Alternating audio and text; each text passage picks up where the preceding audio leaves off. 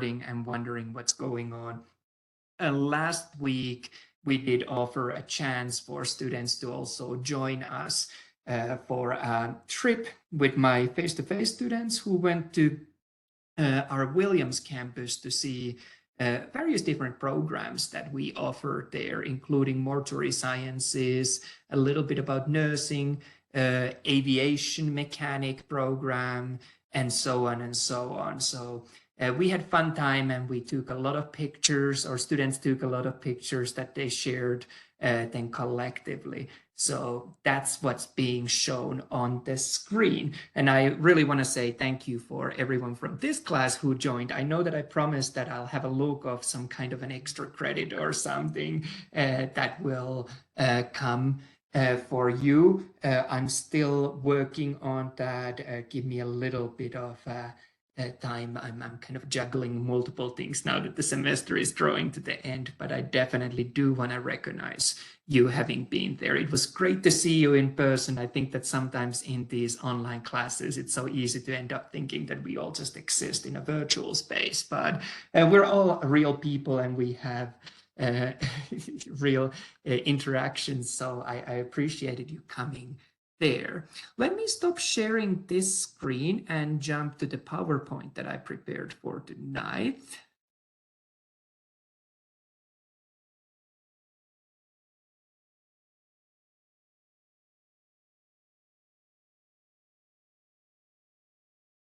And I think you should be at this point seeing the PowerPoint for tonight. It is, like I said, our final full week together, and next week we'll be really just kind of wrapping up the loose ends with this course.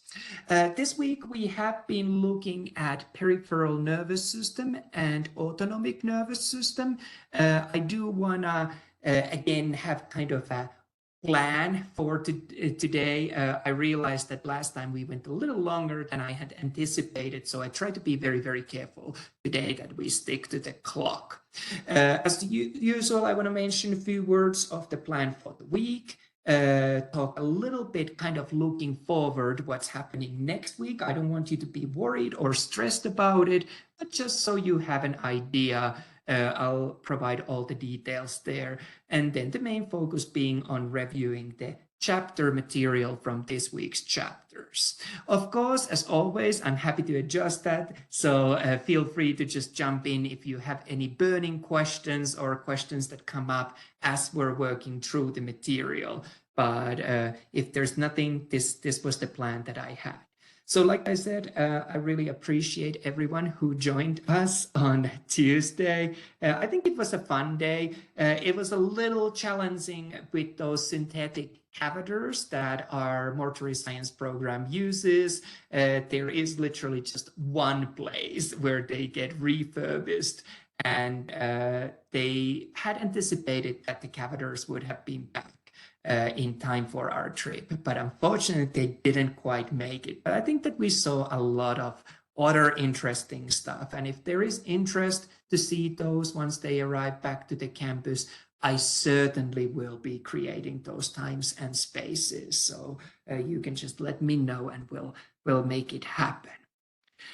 In terms of this week's assignments, because if I was a student, I'd always be asking, what do you want from me? What do I need to do? I think that this week is a little lighter on purpose. So we have two chapters. We have chapter 13 and chapter 15. And for chapter 13, I created a quiz and practice anatomy assignment. And then for chapter 15, I have released a quiz.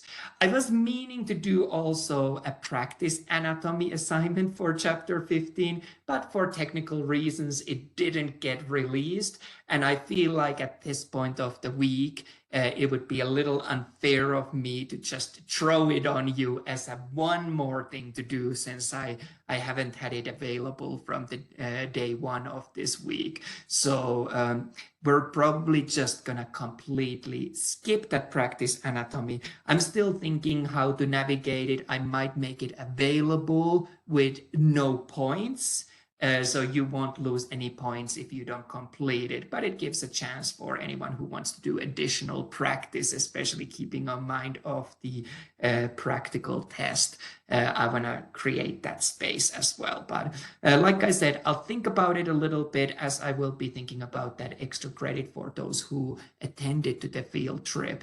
And I'll be posting a full announcement with details about that, probably if not tomorrow. I'll probably try to do it tomorrow, but I'll leave a little room to see how my schedules work out. I have also some students who have been very, very eager and have already worked on their material for the next week. Next week, we have one final chapter, which is about special senses, and then we have our final set of tests, so exam 3 and practical 3.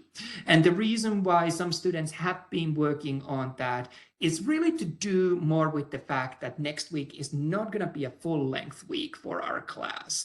Instead, we will be completing really only this course only until Thursday, if my memory serves me right. I'll check the dates and I'll make full announcements about that at the beginning of the week. But the course ends next week, and it ends around midpoint of the week. So I just want to kind of make sure that everyone has time to plan their schedules, because I know there's many students, including myself, who rely on weekends to work on the material. So I don't want you to find yourself in a place where the course has ended and you were anticipating still to do coursework. Like I said, I don't think that I've made the final week too heavy. I've tried to keep it light on purpose, but once the course ends, I am required to submit your final grades very quickly right after that. And I'll be also on the road on some professional conferences, so I have very little room there to extend due dates. So I just encourage everyone to keep an eye of what's left to do and how to navigate that for the next week. So I think that covered the biggest announcements that I had. As always, if anyone has any questions, just feel free to jump to the chat or just unmute yourself. If not, I'm thinking of moving to the lecture material, kind of a summary of that for this week.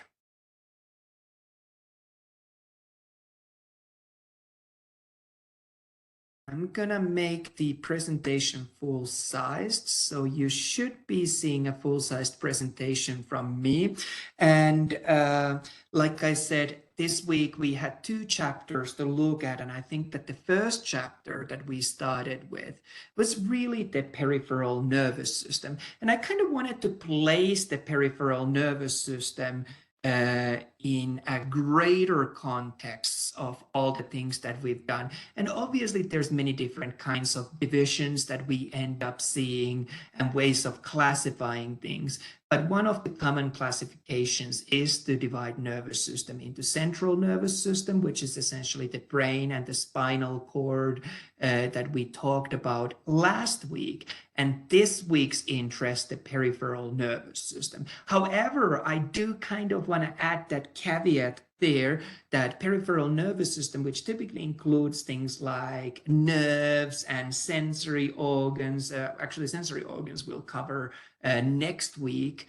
Typically we end up thinking about those as a separate branches, but there's really a lot of overlap. So I just wanted to highlight that on this diagram. And then we'll be digging on to the subsequent divisions of the peripheral nervous system as we're moving onwards with the material. Really, again, if we think of the peripheral nervous system, the link to the central nervous system is that we're seeing that peripheral nervous system is used to carry in information to the central nervous system. And central nervous system does a lot of that processing of that information. And then uses again peripheral nervous system to execute and act on that information that is then in relation to us acting towards the outside world.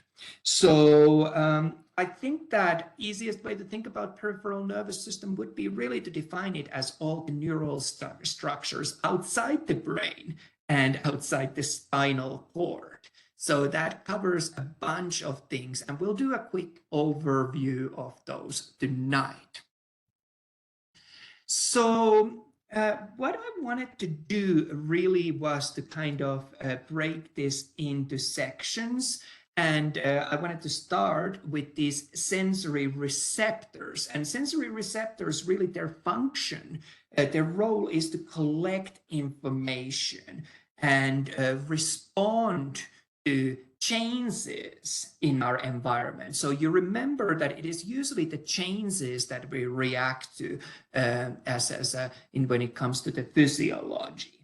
And in order to do that, we need to receive enough of a signal to trigger an action potential in the nervous system. So I think that is something to keep in mind as we look at these structures. One note or caveat that I want to put into this is that we only become aware and give meaning to those stimuli that we're collecting once they reach typically the level of the brain. So even though we have all these other structures like sensory organs and peripheral nervous system parts, really kind of becoming aware and giving meanings to those sensations, that happens at the level of central nervous system most of the time. I think that this really nicely ties in this topic to our earlier discussion about the homeostasis.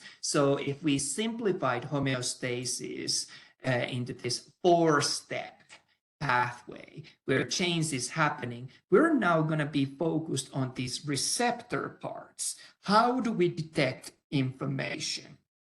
How do we gather that information? And like I said, we will then at the level of the control center give those meanings. I think that peripheral nervous system would step in also at this effector level, but I did want to start talking about the receptors as the very first.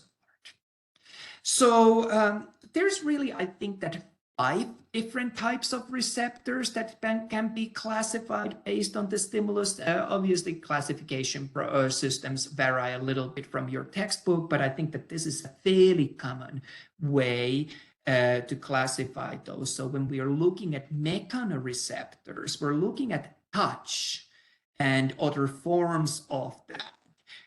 So we can have various different kinds of things like sensing pressure, sensing vibration, stretch of surfaces. So that's really what the mechanoreceptors do. When we look at the thermoreceptors, we're really talking about being sensitive, receiving information about the temperature. Photoreceptors instead are all to do with vision, sensing light. So we sense things like shapes and colors, for example. Chemoreceptors instead, this includes many different kinds of things that have to do with chemistry, such as smell, taste. When I'm thinking of the chemistry, an example of chemistry, one that comes to mind is obviously the blood content as well. We're constantly screening various different kinds of chemical balances, both within our own body, but also with the external world that our own body interacts with. Finally, nociceptors are really to do with pain. And pain, typically, I think that the easiest way to classify and define a pain is to consider it as an actual or potential threat of tissue damage. And we'll talk about pain a little bit more in a little bit later today, but I think that that's a good overview of those 5 stimulus types or 5 receptor types based on the types of stimulus that we can have. In addition, we can classify these receptors in many other ways. One way to do is to look at the location. So are we getting information from outside our body or from within our body, for example? We could also do a classification based on the receptor's structure. So are these really simple, or are we talking about special senses, sensory organs? And we'll have a look of those special senses next week. But really, I think that the big message is to see that we have those two classification types. I do want to jump back into this slide, since I kind of didn't cover the difference between sensation and perception. And I think that that's an important thing for us to be aware of. So really, sensation, if I were to think about that, has to do with when we're now at the level of the brain and we're becoming aware of a change. Whereas I would view perception more of as a kind of a giving a meaning to that change that we're detecting. So two terms seemingly similar, but a slightly different way of looking at things when it comes to that. So I think that we're seeing that those definitions here for what I just highlighted. So I think that that's something to be aware of. I think that last time that we met, we spent time talking about for example, brainstem and thalamus being really important, relay stations for a lot of messages. So that's really kind of what I want to show here, that all of this information that we're collecting from the outside world, we want to relay only some of that further, because if we pass every single piece of information at all the time to all parts, we really won't have capacity to process what's important. So there's a lot of integration happening at these brainstem levels that we're seeing on this picture. So I don't think that I have much else there. I do want to talk a little bit about adaptation.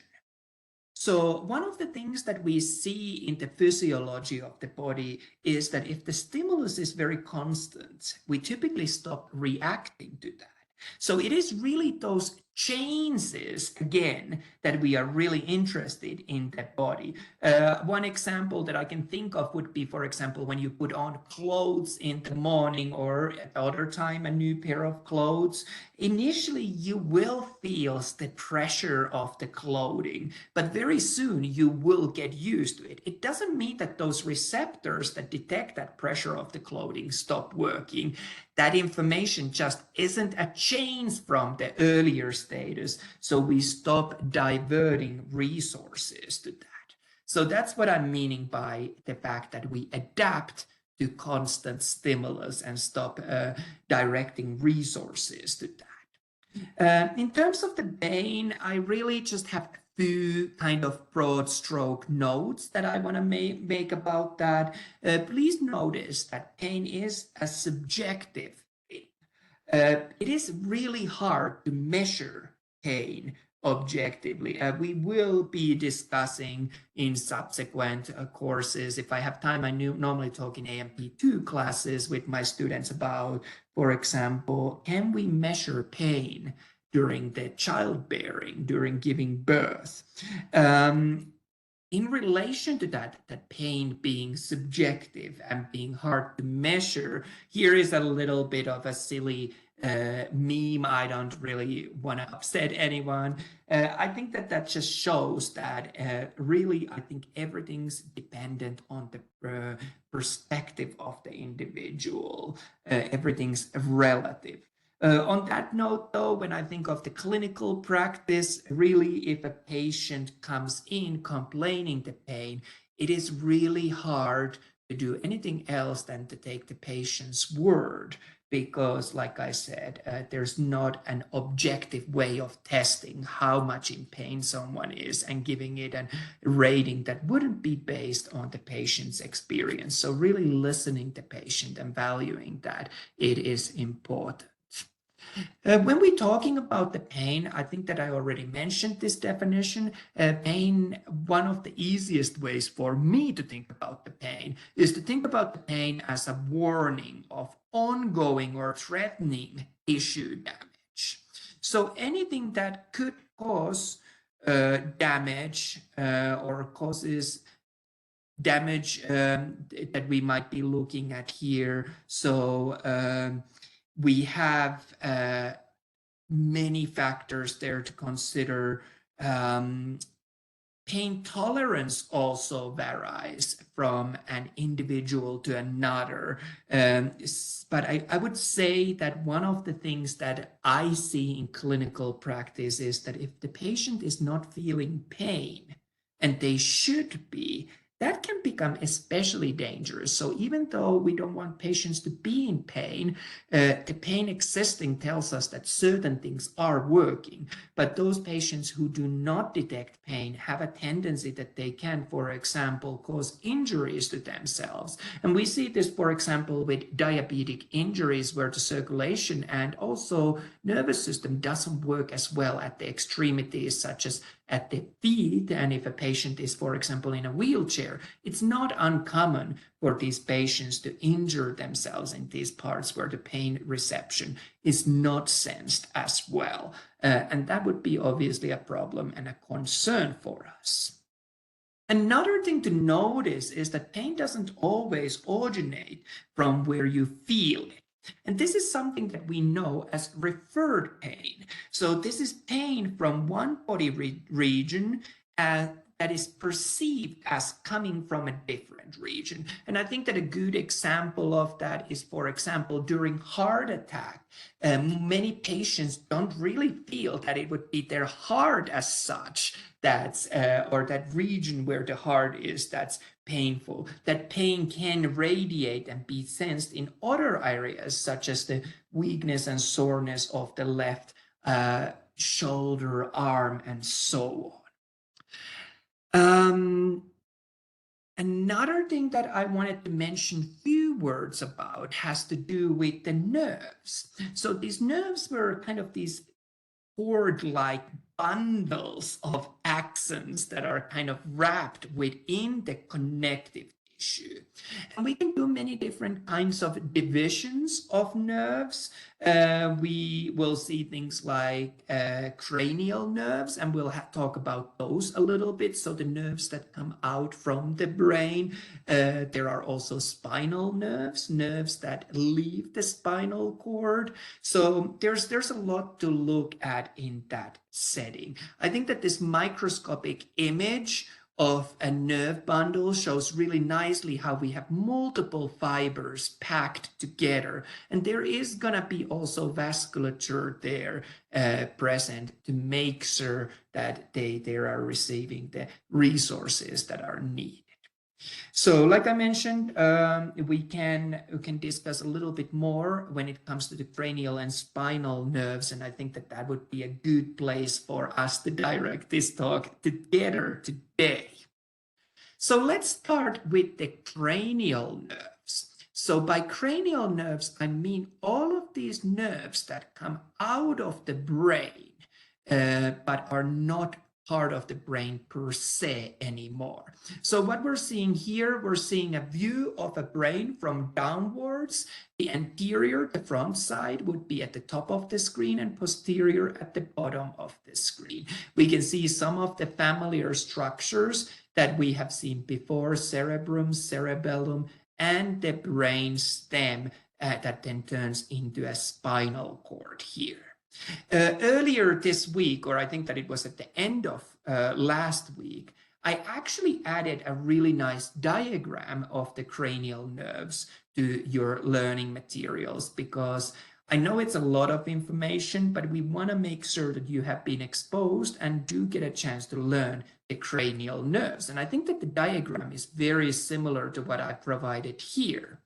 So there's going to be 12 cranial nerves. And really often students ask that, how do I learn them? And I do think that a lot of that is going to be memorization.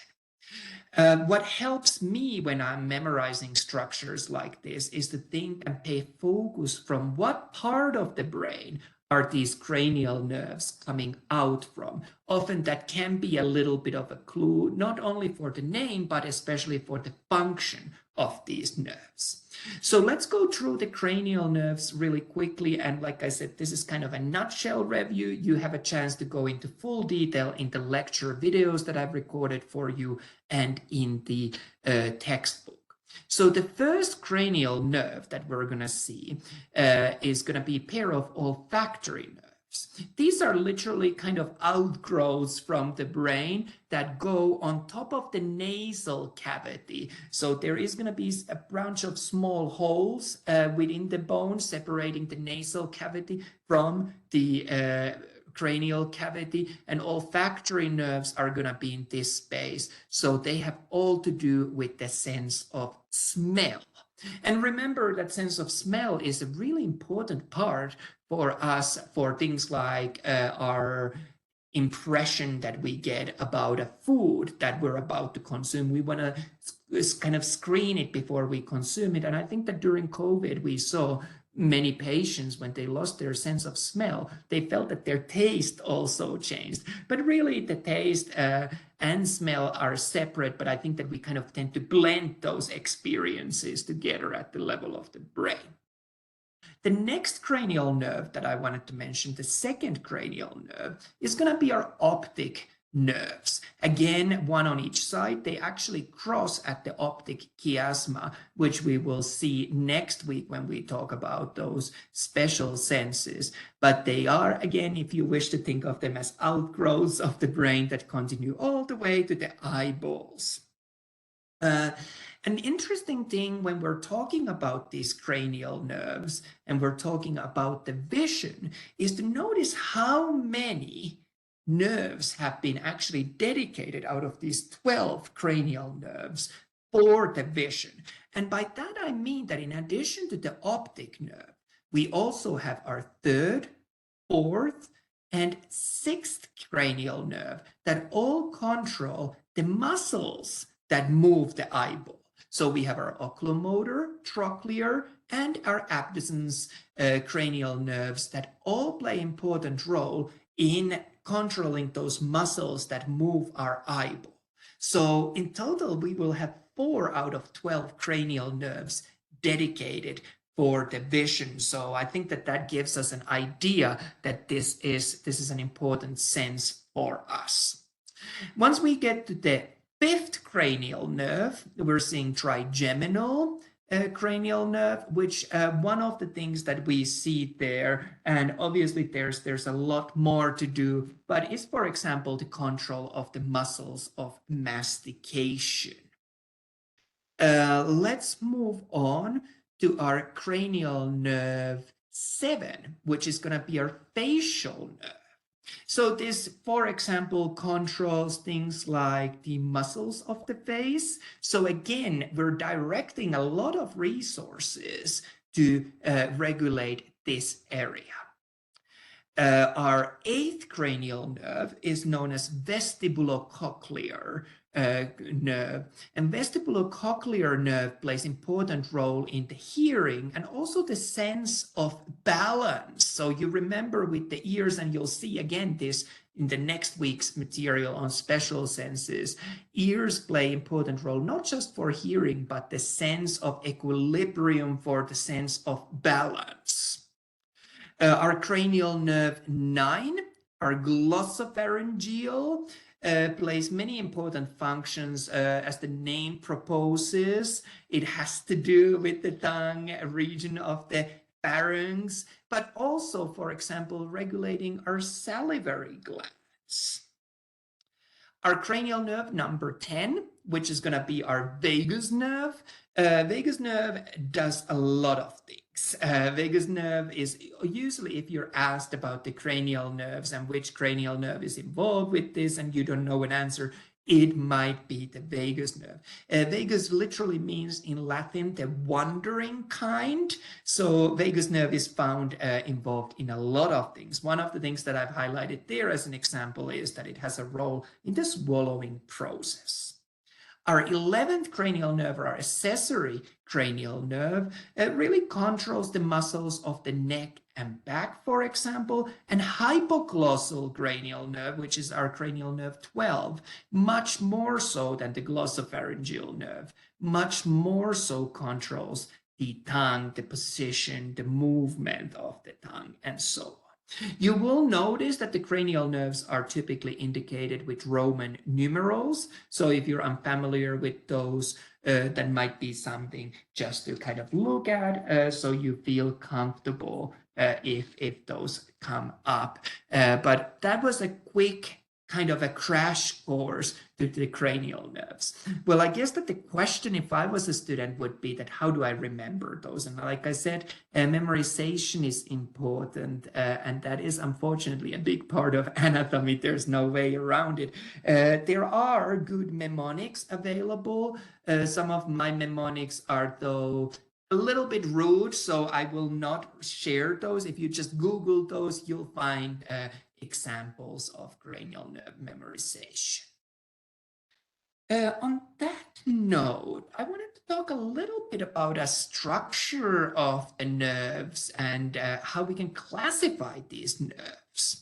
So we have different kinds of nerves. Not all of them are the same. The ones that we typically think once we get to the larger parts and other parts of the body right away from the immediate surrounding of the spinal cord, which we're seeing here, are mixed nerves that carry both sensory and motor fibers. So they carry impulses both towards the central nervous system and away from the central nervous system. So many nerves that we see in the body are these mixed nerves. We do also have nerves that are completely sensory nerves. These sensory nerves, and we see typically when we study a structure at the level of the spinal cord, that these sensory nerves take one branch. They're responsible for bringing information towards the central nervous system. So we describe them as being afferent. They're going towards the central nervous system. So typically this is collecting information about the world around us and passing that to the central nervous system. We do have another type of set of nerves that I do want to talk about, which are our efferent or motor nerves. So efferent refers that these nerves are carrying messages away from the central nervous system. And typically these messages are motor impulses. So these commands for our muscles, for example, our skeletal muscles to act and cause certain movements. So we often see that we have these three types of nerves, and typically the mixed nerves divide right before we get to the level of the spinal cord. On that note, I did want to mention a term, ganglia. Ganglia is really, when we're looking at in our previous diagram, this kind of an enlarged area where the cell body of a nerve cell is being housed in the peripheral nervous system. Typically, we see that when we look at, for example, the nerves right next to the spinal cord. Continuing onward, I did want to mention about dermatomes. So these are, we can really map the body based on these dermatomes. These are areas of the skin that are innervated by each of the spinal nerves. So each of these nerves that we saw here coming out and going to the spinal cord. So each of those supplies a certain portion of the body, and based on what portion of the body is supplied by each of the nerves, we can divide body into these areas. This is often what we use if a patient has had a spinal injury. We're trying to find where, at what level that injury has happened. Where do we stop receiving sensation or motor functions to these dermatomes? So I think that was just kind of a general note that I wanted to mention. I I do want to say that also do notice that nerves act to generate movement. So we see things like neuromuscular junction, where we have the synapses between the nerve and muscle. And we talked about that and acetylcholine a little bit when we looked at our material earlier on this course. But that brings us to talk a little bit about the other branches of the peripheral nervous system. And on chapter 15, our focus shifts on the autonomic nervous system. And I mentioned autonomic nervous system in the passing before, but let's dive into that a little bit more. And let's have a look of both sympathetic and parasympathetic branches of autonomic nervous system. In general, when we're talking about autonomic system, nervous system, these are a lot of these kind of innervation to smooth muscles, cardiac muscles, glands, things that are not under conscious regulation. They just happen unconsciously, subconsciously, constantly making slight adjustments to make sure that our body has these optimal conditions and optimal situation to do its activities. So we're directing resources where they're needed, and we don't need to even think about this. So often we call autonomic nervous system also as an involuntary nervous system or general visceral motor system. So the purpose is again to maintain that body homeostasis, that consistent state. Few words when it comes to the somatic nervous system. Somatic nervous system plays important role in innervating certain skeletal muscles. So that are really important and under subconscious control. I think that cardiac muscle is a really good example of that, as are things like smooth muscles and so on. Let's have a look of a little bit of these pathways of the nerves from the spinal cord when we're looking at the difference between somatic and autonomic nervous system. So when we're talking about the somatic nervous system, this is typically just a single nerve leaving the spinal cord, leaving the central nervous system. So we have a single axon that innervates directly the target or collects information from the target. So there's just one axon involved in somatic nervous system nerves. Whereas when it comes to the autonomic nervous system, these are typically two nerve chains of nerves that we're seeing. So we have the initial pregangliotic neuron or axon, and then we have a ganglia where we have this junction between the first and the second axon or a nerve. That's known as our autonomic ganglion. And then we have the secondary, the postgangliotic neuron or axon that then is in a direct contact and direct interaction with the structure that it innervates. So that's the big difference between the two. And let me just get the slides moving again. I think that really when we're thinking about the somatic nervous system, we typically see that this is mainly just stimulation of these structures that are innervated by these nerves. There's very little information other than that. We do see that with the autonomic nervous system, there's both stimulation and inhibition happening. So not only are we making something to do, we can also prevent these structures from doing certain things.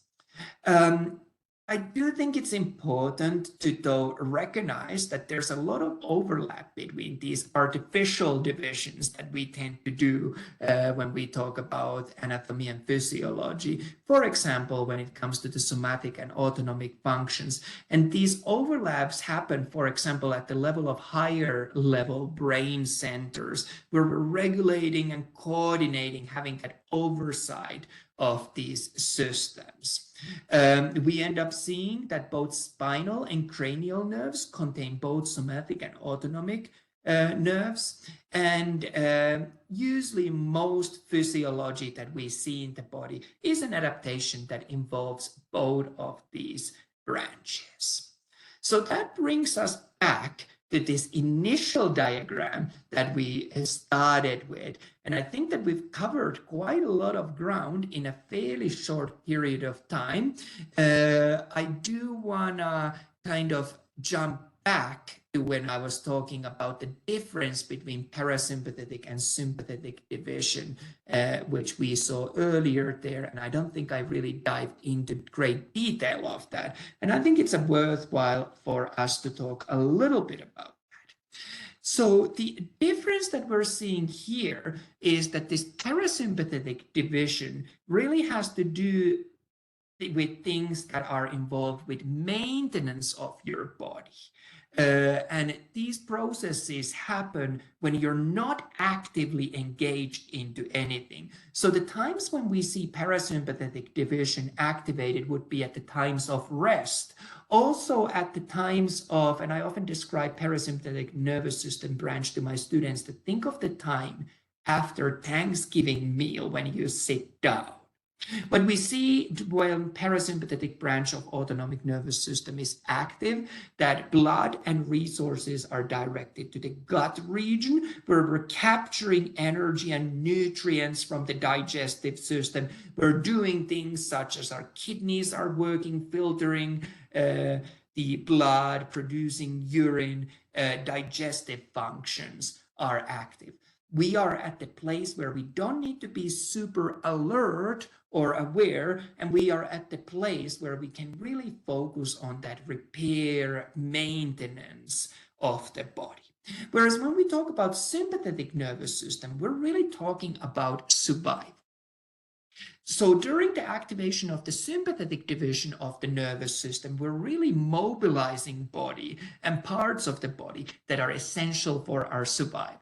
So these are often described, these sympathetic nervous system things, that you're either directing resources to engage into a fight or to escape from that fight. So we see things such as the heart rate going up, blood pressure going up, blood being directed to skeletal muscles, so we're able to do some kind of a physical response that's needed. Your body becomes much more alert. We do though see that there is kind of an interaction between these parasympathetic and sympathetic divisions, that most body systems and organs are under influence of both, and it is only that one of those is active when the other one is not. So we're kind of choosing what we're doing. For example, is urinary system active or is it not active? And it would be active during the time when the parasympathetic division is more prominent. During sympathetic division being activated, urinary system is really not a priority. Whether we pee or not is not a priority if we're fighting for our survival. But all of this is to say that we are having these two systems so we can maintain that consistent body's internal environment.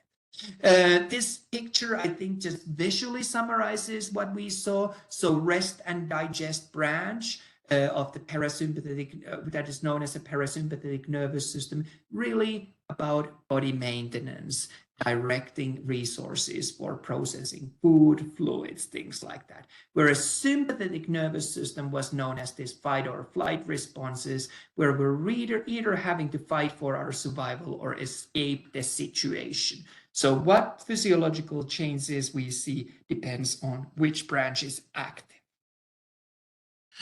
Really briefly, and I'm not going to go into too much of a detail of this, but I do want to show the difference between sympathetic and parasympathetic nervous system when it comes to the key anatomical differences. So we see that most of the parasympathetic nervous system nerves are really from the cranial and sacral region. So either from this area of the brain or from the very, very bottom of the spinal cord. Whereas sympathetic nervous system, most of these nerves arise from the regions of thorax and lumbar region of the spinal cord. We can also see certain differences, not just where these nerves originate, but also the length of these nerves. Typically, parasympathetic nervous systems nerves are much longer, and they do typically have these, or they have long pre-ganglionic nerve and then shorter post-ganglionic nerve. So really the nerve fibers differ in a sense that the pre-ganglionic fibers are long when it comes to the parasympathetic nerves. When it comes to the sympathetic nerves, we typically see that the pre-ganglionic nerve is very, very, very short, and then we have a very long and prominent post-ganglionic nerve that we're going to see for the sympathetic nervous system nerve fibers. Also, when we talk about where that ganglia is located, where this junction between these two nerves is located, we do end up seeing that these parasympathetic nerves, the ganglia is located really close to the target of those nerves. Which explains why we see this short post-ganglionic fiber. Whereas on the sympathetic nervous system nerves, we really end up seeing that these ganglia are very close to the spinal cord. So the pre-ganglionic fibers were, for that reason, much, much, much longer. When we talk about the control of the autonomic nervous system, this is under our central nervous system control. So brainstem, spinal cord, hypothalamus, cerebellar cortex, all of those contribute to these controls of these mechanisms. We also see control happening, like to kind of expand on those a little bit more. Brainstem is important.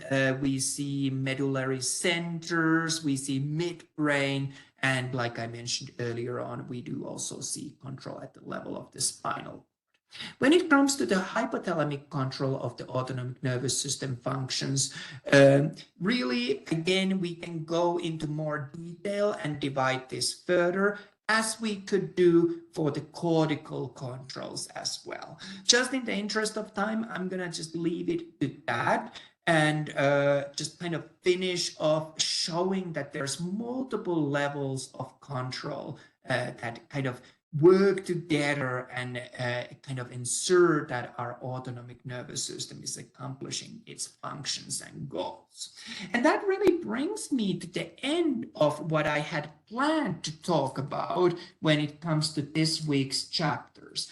I know that it was kind of a lot to take in, and it might have been a little bit even kind of on a general level. Remember that these live online sessions give you the nutshell version, and then you can expand as much as you wish with the pre-recorded lecture videos and with the textbook that you have available.